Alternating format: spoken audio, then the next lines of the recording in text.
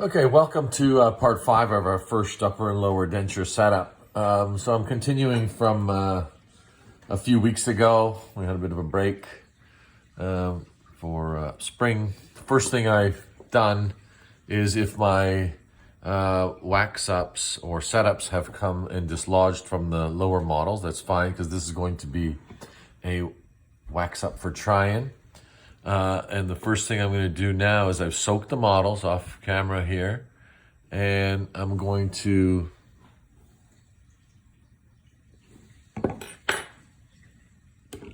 move this out of my way. I'm going to have that set up. There we go.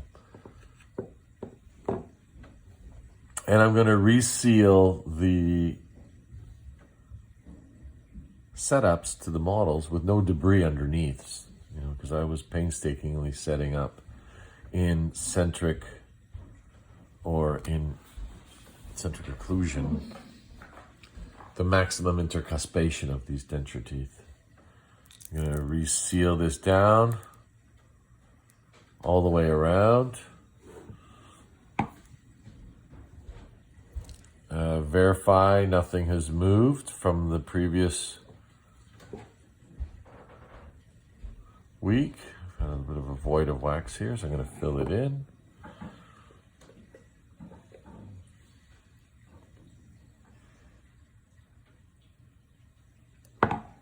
If you notice, I have a blue model now. This wouldn't be a normal situation in denture setup, but this die-stone model I replaced from the other one. I think the demonstration got a little mishandled and had fallen on the floor. So I've just remounted the new bite, just in case you're wondering how come mine's not blue, or it was before, and it is now and it wasn't before. So I just got a new model. I mean, you wouldn't do that. Geez, I hope you wouldn't do that in the laboratory. Wouldn't have to. That wouldn't be a good idea. So I'm sealing this around. As you can see, a lot of the time is spent manipulating the wax here. I'll get to the maxilla. Reseal this one all the way around. And what I'm going to attempt to do is I'm going to verify my setup in centric occlusion. The teeth are at maximum intercuspation on a flat plane. And what this little video here is to talk about balancing occlusion or group function or bilateral balanced occlusion in dentures. This doesn't occur generally in the natural dentition, although we could create bridge work and or multiple unit crowns to function in group function. Although generally speaking, canine guided occlusion is existing in the fixed crown and bridge restorations, unless you are replacing large anterior spans that are thus inclusive of the canines. Next thing to do is make sure you've got no wax on the occlusion. If you have any wax on your teeth, take that off. It's hard to visualize the occlusion of the teeth or the contacts of the teeth if the teeth are compounded with wax. So the occlusal surfaces of the teeth must be very clean here. Okay, so I could have done that off screen, but if I did, then you would just continue on and say, well, you didn't do it. I said, well, I did. You didn't see it. So I've included that at the beginning here. Painstaking, stubbornly, waxing the setup back to the model. In the marketplace, the production, this is not coming off the model till I'm done. But we've had many weeks. Each week is a different section. Never mind a new model. I'm gonna move this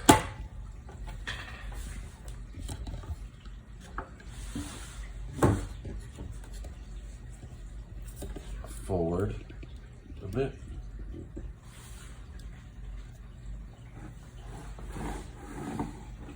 There we go. Sorry for the shakiness. Just moving it out of my way.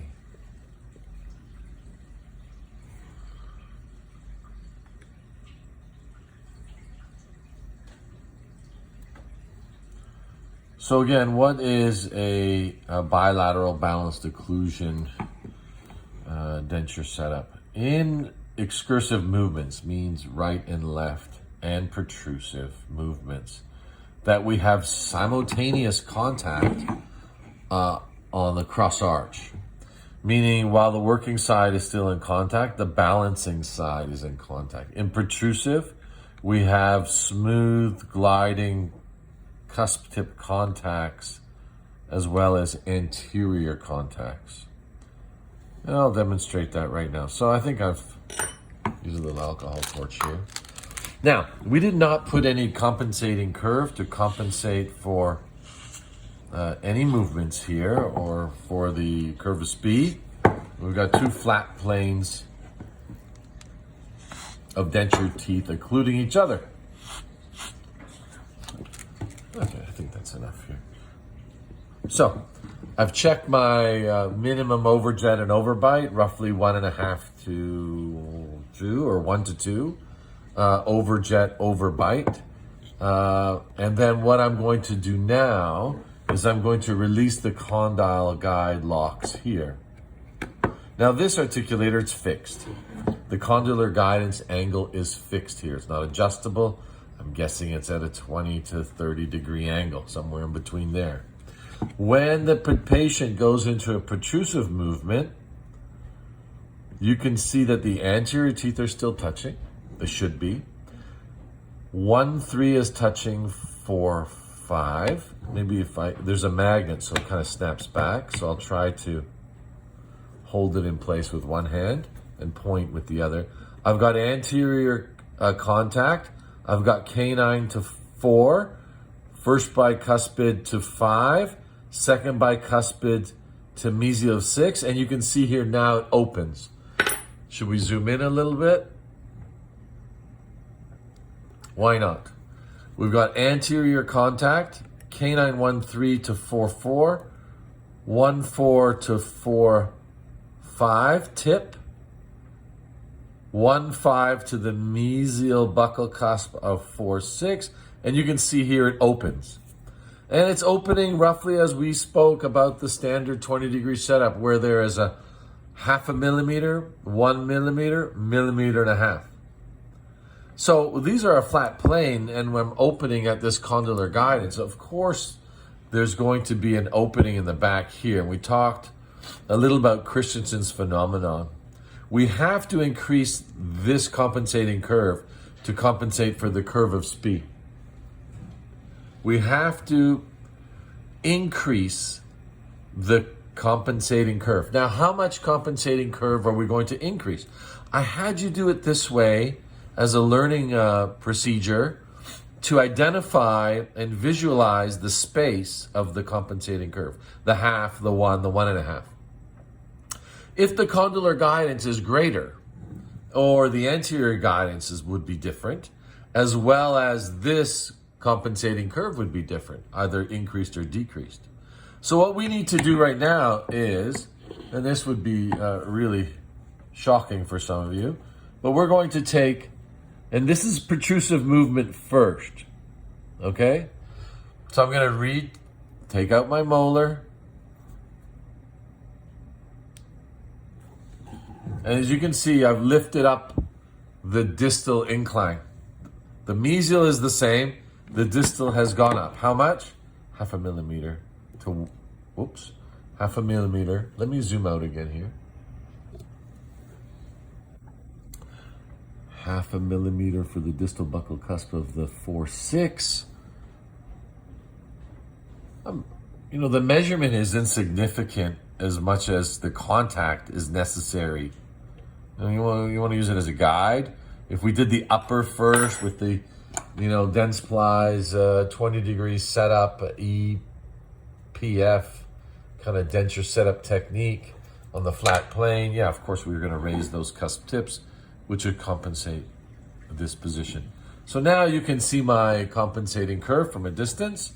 Now, please do not close the articulator at this moment in time, because the upper teeth will contact this. And a lot of people say, well, you just set them up and now you raise them. With some experience, if I was to set up the lower posterior first, I probably would only put the flat plane to the mesial of 6.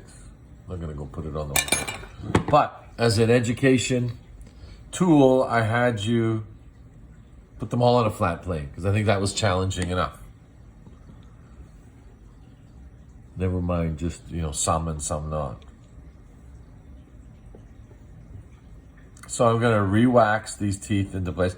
I'm not 100% sure this is exactly where it is, but visually, I'm pretty close.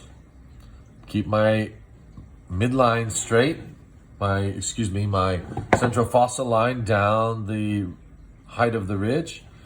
And then what I need to do is I need to take let me lock this in. I need to take upper 7 out.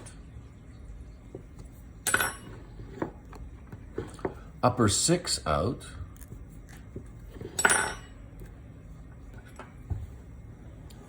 And then reset these up with the correct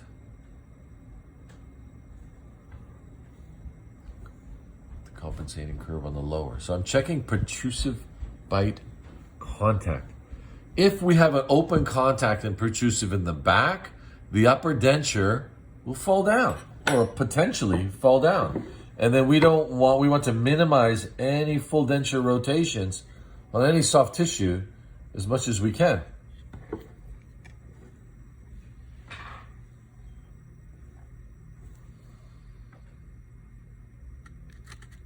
If I'm hitting any base plate here, as you can hear, then I should go and reduce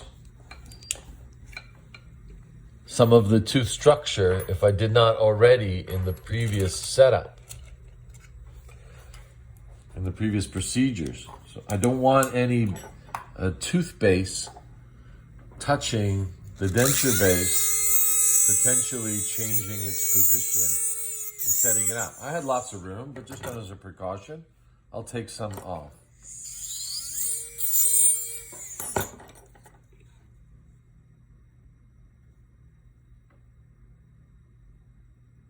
Now, whether you're using 20, 18, 22, 25, 30, 40 degree teeth, the procedures are the same, or the end goal is the same.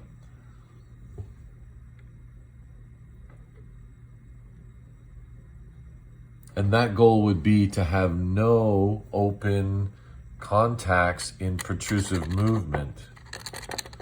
How do you do that? Well, we need to incorporate compensating curve into my setup.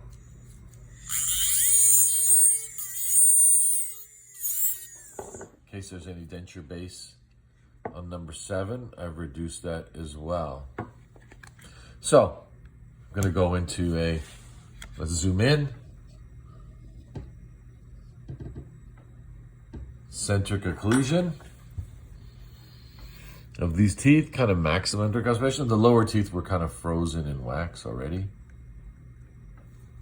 Let me see if I can get this one a little bit tighter. There we go.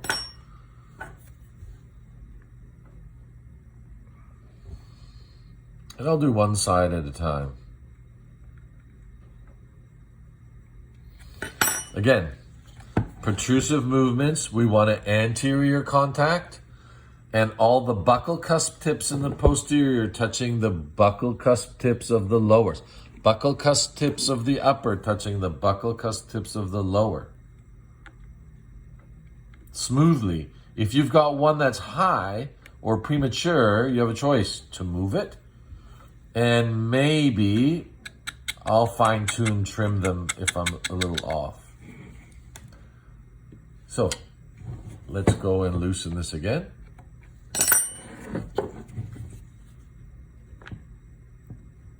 And there you have a smooth protrusive contact.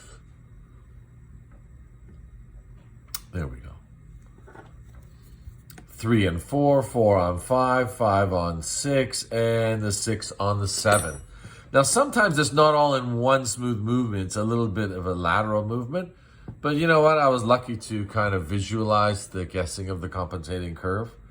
And I've got contact on every buccal cusp tip. Now, conversely, that's straight back. and anterior contact as well.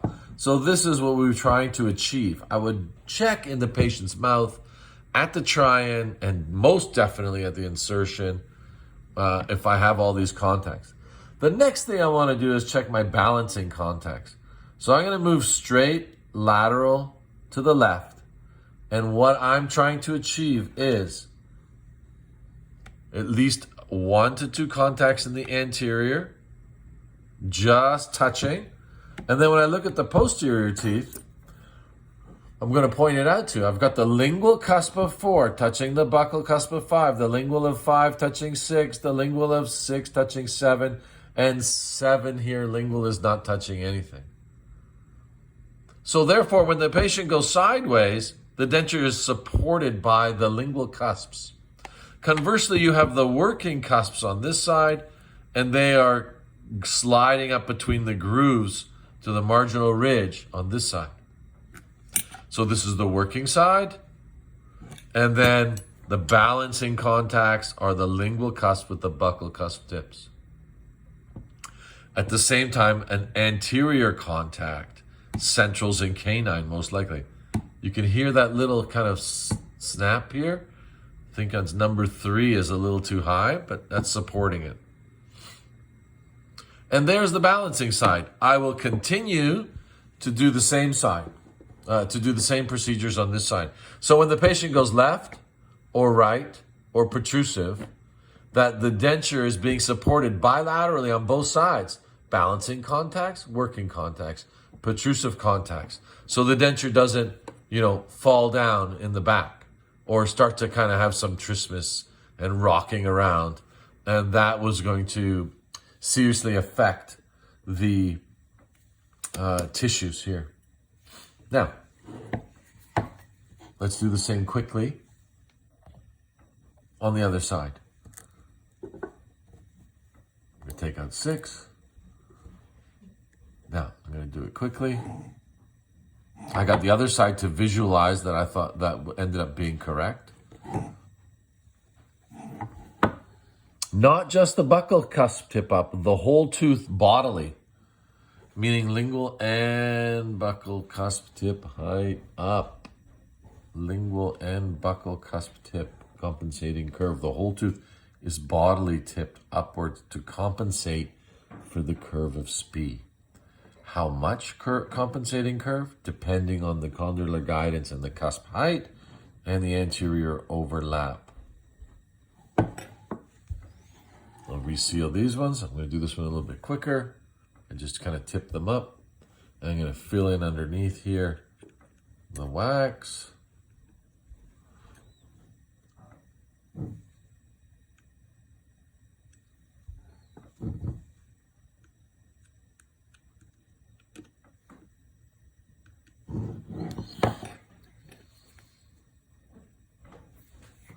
Maintain the central groove over the ridge. Check that there's no wax on the occlusion. That's going to give you some erroneous readings. Take out number 6. I was a little bit overzealous with soaking them on. As you can see, I'm holding it down. But I'll reseal it again.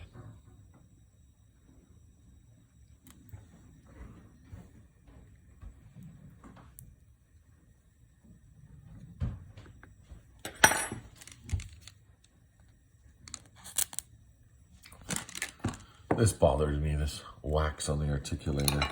If you do this for presentation, when you take your setups for wax up off, then proceed to boil the wax off the articulator for presentation. I mean, that would just be, that's just not necessary to have wax all over the...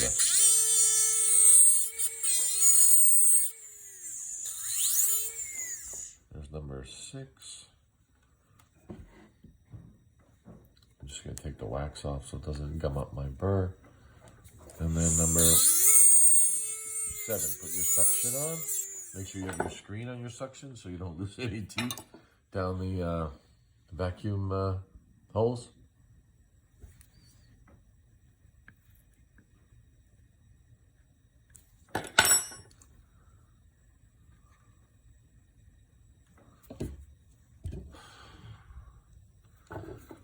got the video arm hooked around my glasses. That's really good.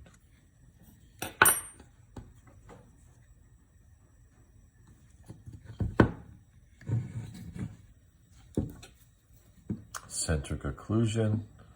The lowers were set in wax. Make sure I have maximum intercuspation as I did before, with the same amount of over jet in the posterior region. We need to have some over jet in the posterior region. We're going to minimize any kind of potential cheek biting in this spot.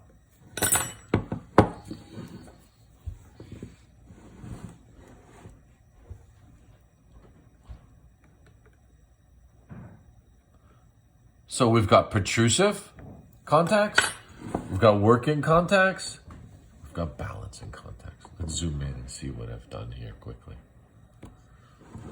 So protrusive contacts is straight back. And what has to happen is the buccal cusp tips will touch 4 on 5, 5 on mesial of 6, distal 6, mesial 6, distal of 7 to the mesial of 7. This is protrusive. And that's why in these denture teeth, I've reduced the line angle of number 4 on the upper and lower to make a smoother transition in a protrusive movement. Now, some denture setup courses you're going to take, they'll say, can I get 1 contact minimum? Well, this is school. We're going to try to get them all in protrusive. Anterior is under my finger. There's a magnet. I'm holding it. So if I have too much overbite, they would be banging in the front, discluding the back. But they are working simultaneously in concert. Balancing contacts, I have them all except number 4. The lingual cusp of number 4 I do not have. Let me see if this has moved a little bit. I just propped up the lingual side. We'll go in a nice lateral movement. It is very, very, very close. And this is what I'm looking at if you want to see. The lingual of 4. And the lingual of 5 too. Adjust them both. So 2 things happen here. Either got a disclusion on the other side, or it was not perpendicular to the plane of occlusion. Here we go. I've got something going on here. Which one has too much working contact? Too much working contact. I can use articulating paper, or I can see it's the distal line angle of 5, which I've reduced. So this smoothly transitions interproximally, the upper 5 between 5 and 6, and then that kind of drops this side down. And then I have balancing contacts. A little frustrating, and I have anterior contact as well in the central and the canine.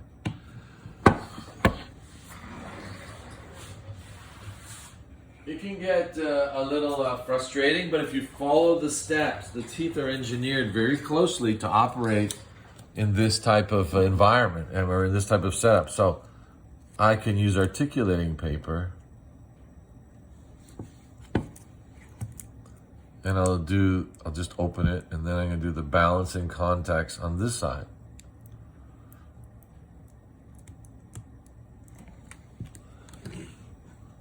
Now, you can see I have 1, 2, 3, 4, 5. At the same time, my working cusp tip, 4, 5, 6, a little light on 7, going through interproximally. Maybe I'll turn the blue around so you can see a little bit darker instead of red.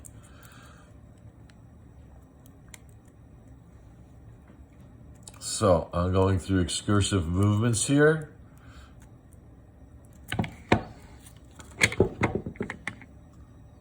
Balancing, balancing, balancing, balancing, balancing. Anterior contact during the balancing. Little heavy on my working here on these 2 that I propped up earlier to get these balancing contacts.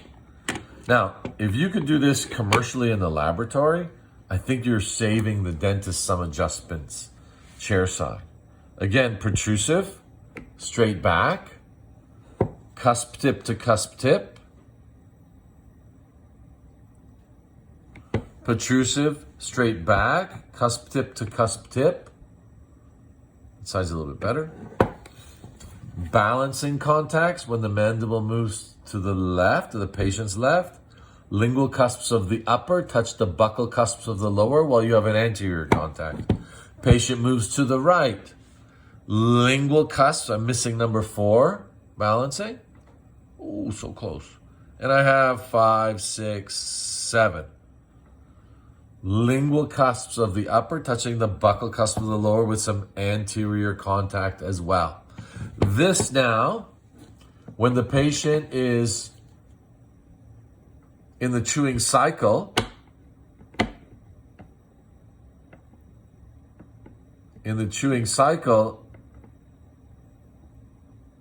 there is no tipping of the dentures.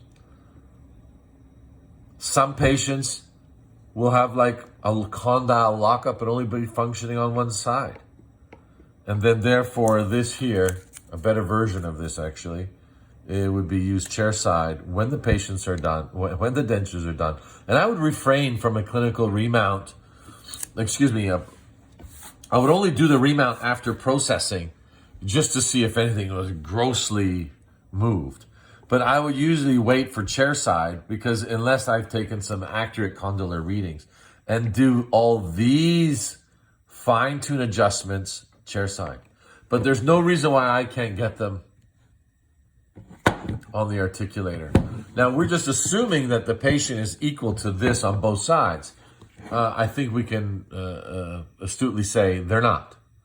This is getting us a lot closer.